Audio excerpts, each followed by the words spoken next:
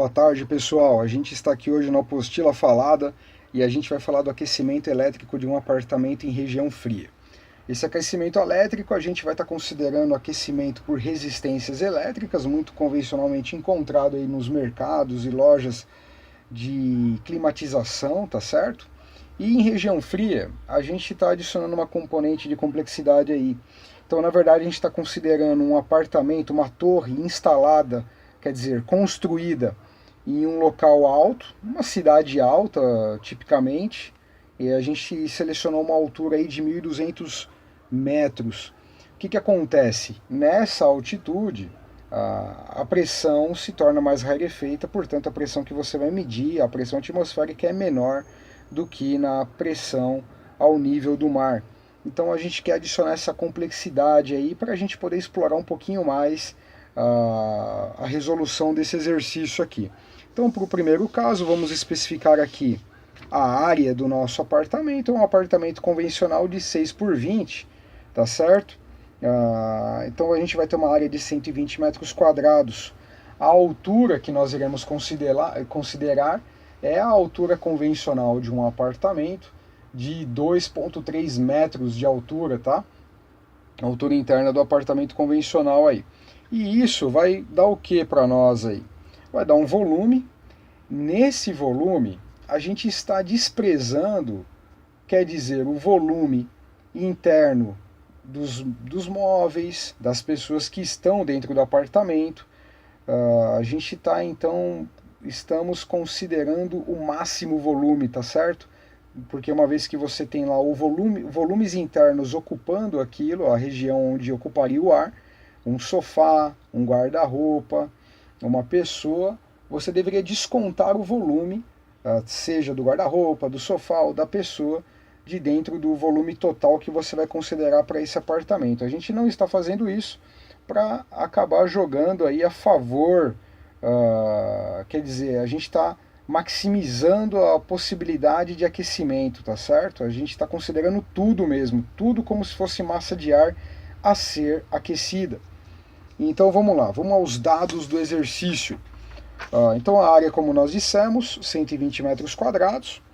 A pressão atmosférica 1.200, onde eu encontrei isso? Em tabelas de pressão de ar atmosférico. Você entra na internet, digita ali pressão ar atmosférico, ele vai te dar tabelas, você digita a altura, ele te dá a pressão. Então você tem aí 87,73 kPa, que é a pressão atmosférica 1.200 metros. Você sabe que em elevadas altitudes o ar se torna mais rarefeito, portanto a pressão vai caindo. Na próxima ao nível do mar, a pressão atmosférica vai ser um pouquinho maior do que 100 kPa. A temperatura inicial no interior aí, quer dizer, do nosso apartamento, é de 8 graus. E aí você vê que o cachorro do nosso vizinho ficou até preocupado com essa baixa temperatura. Vai dar gripe nas crianças aí, ele está super preocupado aí. Então a temperatura desejada é de 22 graus e a gente consultou hoje no site da Eletropaulo o custo da energia elétrica hoje total é de 40 centavos aproximadamente o quilowatt-hora. Quer dizer, o total aqui eu digo a somatória já de consumo, né, e a transmissão que aparece na conta do paulista aí, quando ele vai ver o que ele tem que pagar no final do mês. O total é hoje 40 centavos aproximadamente o quilowatt-hora. A constante do ar, né, a constante do gás, é de 0,287 kJ/kg, encontrado em tabelas. Constante R específica, né, a constante R específica do ar. A temperatura média. Por que eu quero encontrar a temperatura média? Eu preciso descobrir o calor específico, tanto a pressão constante como a volume constante. O calor específico, conforme a gente já disse em aulas anteriores, ele varia com a temperatura. Então, um jeito para você encontrar um valor específico representativo para essa faixa é encontrando a média da faixa de interesse. 8 mais 22, 30, dividido por 2, 15. 15 é a temperatura média. E é com esse número que eu vou entrar ali nas tabelas de calor específico de ar para descobrir, tá certo? Então, olhando numa tabela de calor específico para ar, a pressão constante, entrando com 15 graus Celsius, eu vou obter 1,007 kJ/kg. O calor específico a volume constante nem sempre é dado em tabela, mas você pode calcular dessa forma. Ó.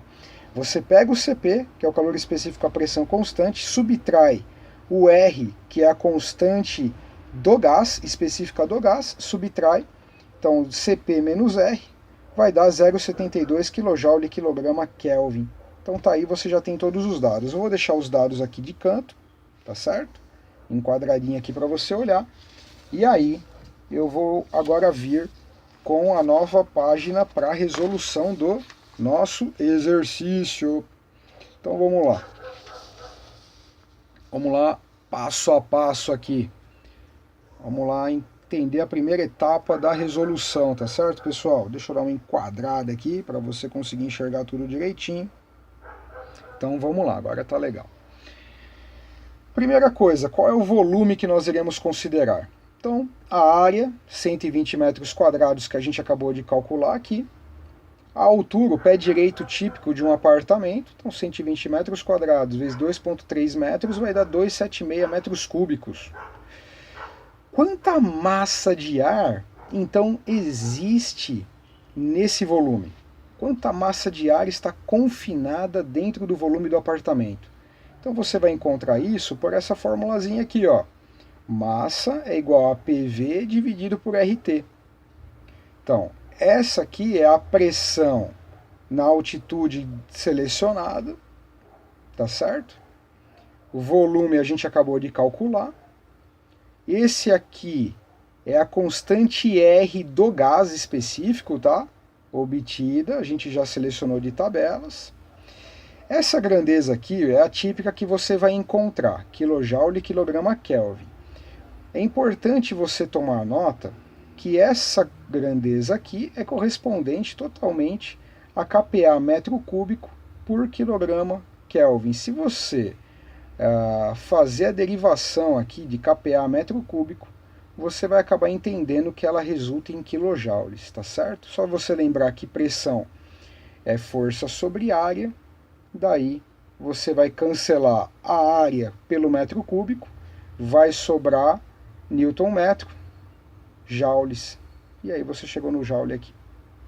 Bom, esse é o R, então essa grandeza é compatível. E a gente tem que, a nossa temperatura aqui tem que ser em temperatura absoluta, tá certo? Então 15 graus, que é a nossa temperatura média, mais 273,15 para converter graus Celsius em Kelvin. Então, fazendo esta conta, você vai chegar numa massa de ar confinada pelo volume de 292,79 kg, quer dizer, quase 300 kg de ar dentro do seu apartamento ali. Legal, com essa massa agora a gente consegue dar mais alguns passos. Então primeiro vamos lá. Então vamos fazer a conta de quanta energia é necessária para aquecer o ar ali. Então a energia de entrada menos a energia de saída é igual à variação da energia do sistema. Importante observar aqui em tempo, pessoal, que nesse exercício nós estamos fazendo algumas considerações aqui que você precisa entender que pode ser diferente aí por um caso real. Então, olha, primeira coisa, a gente está tratando o ar como um gás ideal, a gente está desprezando a perda de calor durante o processo de aquecimento, quer dizer, é normal haver uma perda de calor pelas paredes, pelas janelas, costuma ter uma frestinha aberta na janela, mesmo quando ela está fechada, por baixo das portas, o próprio material, que às vezes pode ser um condutor, quer dizer, as janelas podem ser de alumínio, que são ótimos condutores, o vidro não pode estar lá fechado, enfim, existem vários elementos que poderiam levar você a ter uma energia de saída alta. A gente está desprezando, quer dizer, o nosso E-saída aqui vai ser o zero. Então, a nossa energia de entrada, que é o que vai acabar interessando, já que a gente está desconsiderando perdas são desconsideradas, então, portanto, chega a ser a zero aqui, vai ser igual ao que? A energia, a variação da energia interna do ar, a volume constante. Então, vai ser a massa vezes o calor específico ao volume constante, vezes a variação de temperatura. Nesse caso, a gente já acabou de calcular a massa, 292,79 kg. Nós temos aqui o calor específico ao volume constante calculado anteriormente, 0,72, aqui e aqui, ó, vezes 22 menos 8, que é o ΔT. Isso vai dar para nós uma energia de 2.951,32 kJ. Essa energia total para você aquecer o interior do seu apartamento, lembrando, desconsiderando perdas, tá certo? É como se fosse totalmente ideal, como se todas as paredes e janelas e portas fossem isolantes ideais, o que não acontece na prática. Então vamos lá, pessoal. O custo, como é que a gente calcula? Custo, a gente já falou da conversão em aulas anteriores, na aula 1 até, de quilowatt para quilowatt-hora para quilojoule, depois você dá uma olhadinha lá, a gente vai fazer direto aqui agora. Então o custo vai ser a quantidade de energia, 2.951,32 kJ vezes 1 kWh dividido por 3.600 kJ, isso aqui é para converter kilojoule para quilowatt, tá certo? Porque vai cancelar kilojoule e quilojoule e vai sobrar quilowatt-hora. Sobrando quilowatt-hora, você multiplica o valor de quilowatt-hora pelo custo da sua energia, que é o que a gente adotou aqui em novembro de 2016 em São Paulo, pela Eletropaulo, tá certo? Tá aqui vezes o custo. Você vai ver que corta quilojoule, corta quilojoule, corta quilowatt-hora, corta quilowatt-hora, vai sobrar reais. O custo então vai ser de 0,33. 33 centavos é o custo para você aquecer o interior daquele apartamento, tá? De 8 até 22 graus. Desconsiderando perdas, tá certo? Quer dizer que no mundo real isso vai ser um pouquinho maior. Mas observe aqui, por favor, pessoal, que a gente considerou calor específico a volume constante. O que significa isso? Significa que a gente acabou considerando o quê? Que houve uma troca, uma permuta ali de ar durante todo o processo. Mas no fundo a gente sabe que o ar aquecido, ele acaba subindo a pressão, ele quer acabar aumentando o seu volume, e aumentando o seu volume, ele acaba vazando pelas frestas e você perde energia ali. E isso está muito próximo agora de um caso ideal. A gente não tem isso daqui. Na verdade, o que a gente tem é um caso que o sistema acaba se mantendo a pressão constante. Aí você vê que meu cachorro agora acabou te alertando aí, lembrando você desse detalhe. Ele ficou preocupado aí de você ficar com dúvidas. Então, mais uma vez, o calor específico acaba desconsiderando a possibilidade de vazamentos ali, tá certo, pessoal? Então isso precisa ser observado. Vamos agora passar então para calor específico a pressão constante. Então vamos lá. Vamos passar para calor constante, para pressão constante, e aí a gente vai concluir o nosso exercício. Tá certo?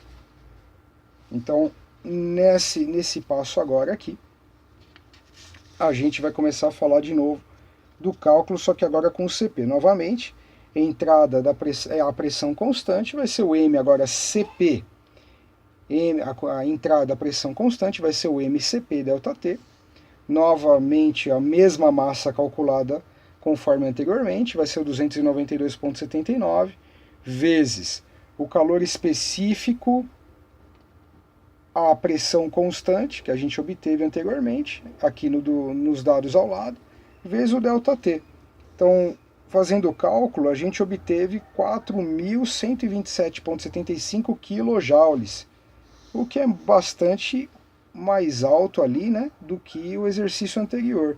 Então, fazendo novamente a conta do custo energético, vai ser o mesmo procedimento anterior, a energia calculada vezes a conversão kWh para kJ, vezes o custo da energia, que é o mesmo, a gente obteve aí 0,46 reais, ou seja, 46 centavos para promover o aquecimento. Observe que aqui agora a gente obteve o quê? Um valor a pressão constante. Isso é bem mais real, né? Uma vez que, se você considerar, todas as casas acabam tendo frestas, vazamentos, e o que conta é exatamente aquilo que está permanecendo no interior dela, tá certo? Essa abordagem aqui é mais real do que a abordagem anterior, em que a gente obteve, por exemplo, 33 centavos o custo de aquecimento.